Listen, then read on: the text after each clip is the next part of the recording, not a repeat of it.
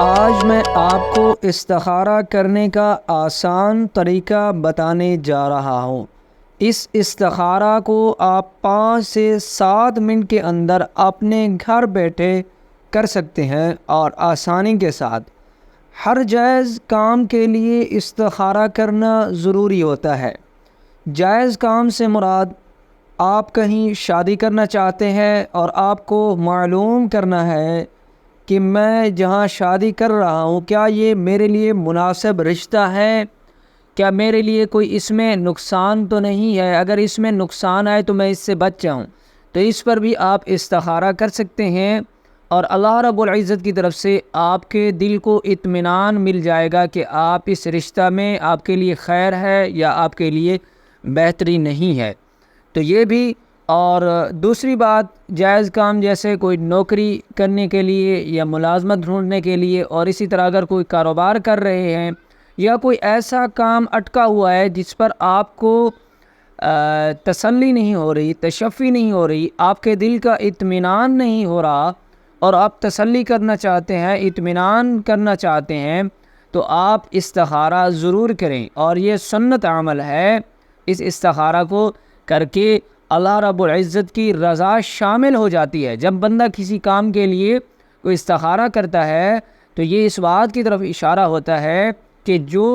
آپ کے دل کا اطمینان ہوتا ہے اس کی طرف اللہ رب العزت کی مدد و نصرت بھی شامل ہو جاتی ہے۔ حدیث پاک کا مفہوم ہے، حضور صلی اللہ علیہ وسلم نے فرمایا کہ جو بندہ بھی کسی کام کے لیے استخارہ کر لیتا ہے وہ کبھی نامراد نہیں ہوتا۔ اور اسی طرح صحابہ کرام رضوان اللہ علیہم اجمعین فرماتے ہیں کہ حضور صلی اللہ علیہ وسلم ہم کوئی بھی کام کرتے تو ہمیں استخارہ کرنے کی اس طرح تلقین فرماتے جیسے ہمیں قرآن پاک کی کوئی صورت سکھا رہے ہوں۔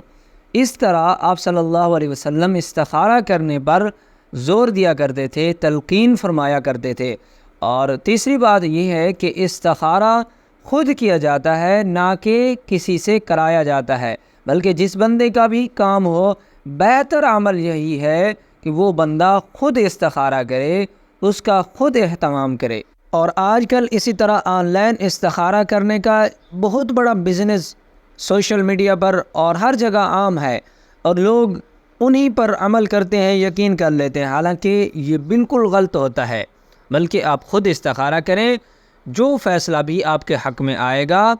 اور آپ کو میں آج ایک ایسا آسان استخارہ کرنے کا طریقہ بتا رہا ہوں کہ آپ خود کسی مشقت کے بغیر، کسی مجاہدے کے بغیر آپ خود معلوم کر سکتے ہیں، استخارہ کر سکتے ہیں۔ اور اس کا طریقہ میں آپ کو بتانے جا رہا ہوں کہ وہ استخارہ کیسے کیا جاتا ہے، اور آپ کو معلوم کیسے ہوگا کہ ہم جو کام کر رہے ہیں، ہم نے استخارہ کیا ہے، کہ آپ کو کوئی خواب آئے گا یا کوئی ایسی نشانی ہوگی یا اس طرح کی کون سی کوئی ایسی علامت ظاہر ہوگی جس سے آپ کو یقین ہو جائے گا کہ یہ مجھے استخارہ کرنے سے اس کا علم ہوا ہے۔ تو یہ ساری باتیں میں آپ کو بتانے جا رہا ہوں۔ استخارہ کرنے کا طریقہ توجہ کے ساتھ سن لیجئے، معلوم کر لیجئے کہ استخارہ کرنے سے پہلے آپ دن کو کر رہے ہیں یا رات کو کر رہے ہیں۔ اور استخارہ کرنے سے یہ بھی کچھ لوگ سوچتے ہیں کہ استخارہ کرتے ہوئے سونا چاہیے، کیا کرنا چاہیے، اور کچھ کہتے ہیں کہ دل کا اطمینان ہوتا ہے۔ بہرحال یہ چیزیں بھی میں آپ کو بتاؤں گا۔ تو سامعین کرام، استخارہ کرنے سے پہلے آپ نے وضو کر لینا ہے۔ وضو کرنے کے بعد آپ نے مصلی بچھا لینا ہے، چاہے گھر میں ہے چاہے مسجد میں ہو۔ مصلی کے اوپر کھڑے ہو کر آپ نے 2 رکعت نماز نفل بنیت استخارہ کی ادا کرنی ہے۔ اب ان 2 رکعت کی نیت کیسے کرنی ہے؟ سامعین کرام، نیت دل کے ارادہ کا نام ہے۔ اگر آپ نے دل میں ارادہ کر لیا کہ میں استخارہ کی نیت سے 2 رکعت نماز نفل ادا کرتا ہوں تو بھی کافی ہو جائے گا۔ اور اسی طرح اگر آپ زبان سے کہنا چاہتے ہیں تو یہ مستحب عمل ہے، آپ کہہ سکتے ہیں۔ زبان سے کہنے کے لیے یہ نیت میں آپ کو بتا دیتا ہوں کہ میں نیت کرتا ہوں 2 رکعت نماز نفل استخارہ، بس یہ کافی ہے۔ منہ قبلہ کی طرف، اللہ اکبر، آپ نے تکبیر تحریمہ کہنی ہے، اور ٹھیک اسی طرح یہ 2 رکعت نفل ادا کرنی ہے جیسے عام نوافل ادا کیے جاتے ہیں۔ آپ نے تکبیر تحریمہ کے بعد ثنا پڑھنی ہے، پھر تعوذ پڑھنا ہے، تسمیہ پڑھنی ہے، سورۃ فاتحہ پڑھنی ہے، پھر اس کے ساتھ بسم اللہ پڑھنی ہے، پھر اس کے بعد کوئی سورت جو آپ کو آتی ہے ملانی ہے، اور اسی طرح آپ نے رکوع کرنا ہے، 2 سجدے کرنے ہیں، اور دوسری رکعت کے لیے کھڑے ہو جانا ہے۔ پھر آپ نے بسم اللہ پڑھنی ہے، سورۃ فاتحہ پڑھنی ہے، اور سورۃ فاتحہ کے بعد پھر بسم اللہ پڑھنی ہے، پھر اس کے بعد اور کوئی جو سورت آپ کو آتی ہے وہ ملانی ہے۔ پھر اس کے بعد آپ نے رکوع، سجدہ اور آخری التحیات جس طرح آپ نمازوں میں ادا کرتے ہیں، فرض نمازوں میں، اسی طرح آپ نے دائیں بائیں سلام پھیر لینا ہے۔ پھر سلام پھیر کر آپ نے مصلی پر اسی جگہ بیٹھ جانا ہے۔ اب میں دعا پڑھ رہا ہوں، وہ آپ کو سکرین پر بھی نظر آئے گی، آپ دیکھ لیجئے گا، میں اس کو پڑھ بھی لیتا ہوں اور اس کا ترجمہ بھی کر دیتا ہوں۔ سنیے، میں دعا کی تلاوت کرنا جا رہا ہوں۔ اللہم انی استخیرک بعلمک واستقدرک بقدرتک واسألک من فضلک العظیم فإنک تقدر ولا اقدر تعلم ولا اعلم وانت علام الغیوب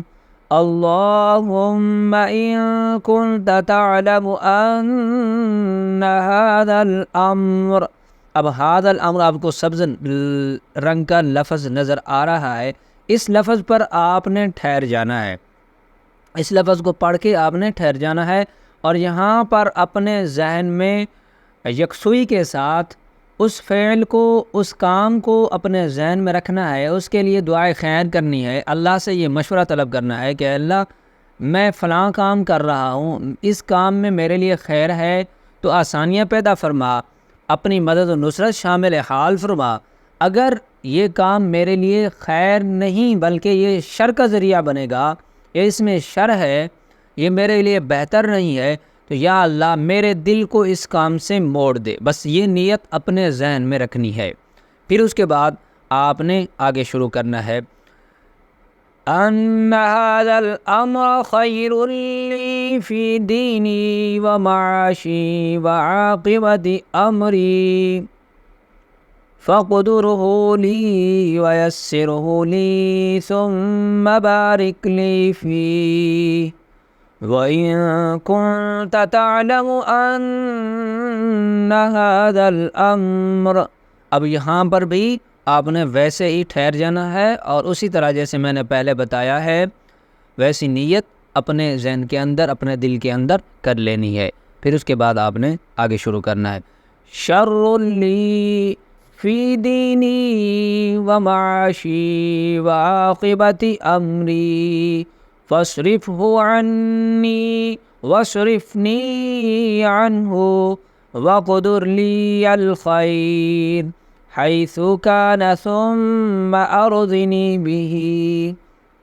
اب ترجمہ سن لیجئے، دعا میں نے تلاوت کر لی ہے، بالکل اسی طرح آپ نے پڑھنی ہے۔ اے اللہ، میں تجھ سے تیرے علم کے ساتھ خیر کا مطالبہ کرتا ہوں،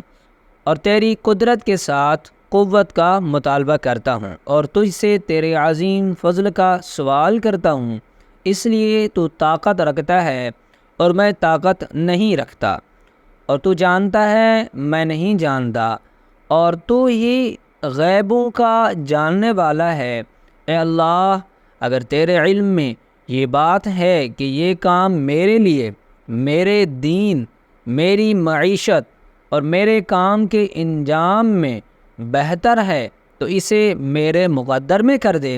اور میرے لیے اس کو آسان کر دے، پھر میرے لیے اس میں برکت ڈال دے، اور اگر تیرے علم میں یہ بات ہے کہ یہ کام میرے لیے، میرے دین، میری معیشت اور میرے کام کے انجام میں برا ہے تو اسے مجھ سے پھیر دے اور مجھے اس سے پھیر دے، اور میرے مقدر میں بھلائی رکھ دے، جہاں بھی ہو پھر مجھے اس پر راضی کر دے، یعنی اپنی رضا شامل کر دے۔ تو سامعین کرام،